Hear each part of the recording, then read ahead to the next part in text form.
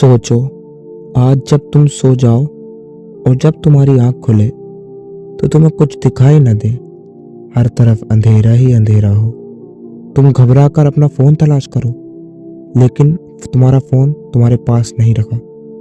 तुम हल्की हल्की हरकत करो तो जगह कम होने लगे, तुम दबने लगो, सांस भारी होने लगे और अचानक तुम्हें एहसास हो, अरे मैं तो कब्र में हूँ। अस्सलामु अलैकुम वरहमतुल्लाहि वबरकातुहू। आप देख रहे हैं मुस्तफ़ा स्टूडियो और आज हमारा मौजू है कब्र।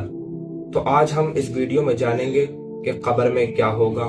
पहला सवाल क्या होगा, कब्र में किस तरह से फरिश्ते आएंगे और कब्र में आखिर क्या क्या हमारे साथ होगा या फिर क्या नहीं होगा।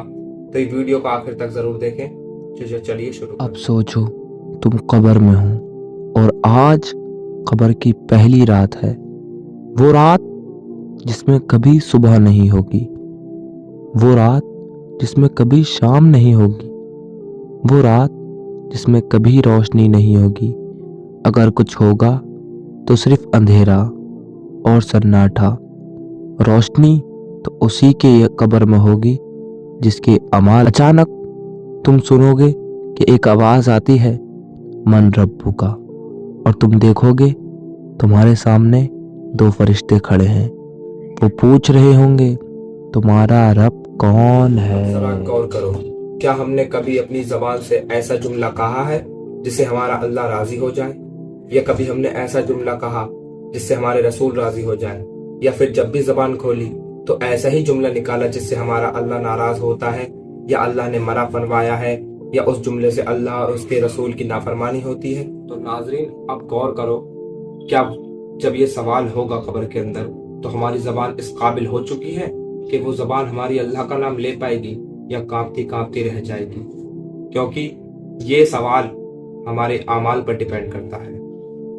अगर हमने दुनिया में रहकर अल्लाह की बात मानी होगी, सच्चे दिल से नमाज पढ़ी होगी, हय्या अला सलाह की आवाज़ आने पर हमने मस्जिद की तरफ दौड़ लगाई होगी, तो ज़बान हमारी मजबूत हो जाएगी और जवाब बिना डरे दे देगी, क्या मेरा रब अल्लाह है। लेकिन अगर हमने अपनी ज़िंदगी में गुनाह पे गुनाह करे होंगे, अल्लाह की नाफरमानी करी होगी, या फिर हय्या अला सलाह की आवाज़ जब मस्जिद से आई होगी तो हमने मस्जिद की तरफ दौड़ ना लगाई होगी, या फिर हमने अपने अल्लाह के रसूल की नाफरमानी करी होगी, तो हमारा जवाब ना निकल पाएगा।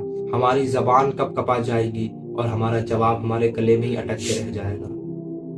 भाइयों, कब्र में हर किसी को जाना है, मौत का मज़ा हर किसी को चखना है, क्योंकि अल्लाह तबारक व तआला कुरान पाक में इरशाद फरमाता है, कुल्लु नफ्सिन ज़ाइक़तुल मौत, हर जानदार चीज़ को मौत का मज़ा चखना है। और जब मौत आएगी तो उसके बाद में कब्र में भी जाना होगा। अब ज़रा तसव्वुर करें कि कब्र में हम लेटे हुए हैं, कब्र में लेट करके जब फरिश्ते आएंगे तो ये तो हर किसी को देखना है ये मंजर। फरिश्ते हर किसी से सवाल करेंगे, पर सवाल का जवाब वही दे पाएगा जिसके अमाल अच्छे होंगे, और जिसके अमाल अच्छे ना हुए वो फंस जाएगा। तो भाइयों, ये वीडियो कब्र के सवाल का पहला हिस्सा था। इंशाअल्लाह ये सीरीज 3 पार्ट में आएगी। कब्र का पहला सवाल, कब्र का दूसरा सवाल और कब्र का तीसरा सवाल।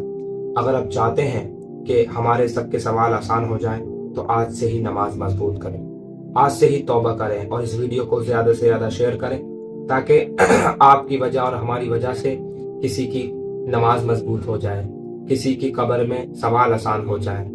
तो अब आपसे अलविदा लेते हैं। अब अगले पार्ट में मुलाकात होगी इंशाअल्लाह कब्र के दूसरे सवाल के साथ। तब तक के लिए अस्सलामु अलैकुम वरहमतुल्लाहि वबरकातुहू, और इस वीडियो को ज़्यादा से ज़्यादा शेयर करके चैनल को सब्सक्राइब करें। मिलते हैं अगले वीडियो में।